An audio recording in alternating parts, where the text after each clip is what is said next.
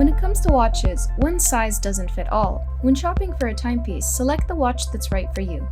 It should be tight enough not to slide around, but loose enough not to dig into your skin.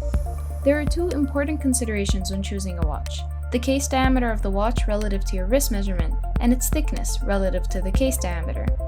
If you like any of the watches we feature in this video, be sure to check us out on our website www.timepiece360.ae to find the perfect watch for you, or check the description down below. You can also find us on Instagram at Timepiece360. If your wrist is thin, you may choose a sophisticated dress watch. If your wrist is thick, a sports watch may be a more flattering choice. To know your wrist size, take a strip of paper, wrap it around your wrist where your watch usually sits, just around the wrist bone. 14 to 16 centimeters is very thin. 16 to 17 centimeters is slender. 17 to 18 centimeters is medium. Anything above 18 centimeters is considered thick.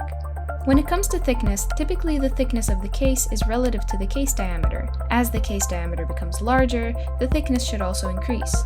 The band material is as important as the width. Metal bands appear heavier and thicker than leather or material ones and suit larger wrists. To give you a better idea, here's a chart outlining the ideal case diameter and thickness depending on your wrist size. However, it's all up to your personal taste. Pick something that appeals to you. If you like this video, please leave a like and subscribe to our channel. For more information on any watches you would like to buy, sell, or repair, please visit our website as linked in the description down below.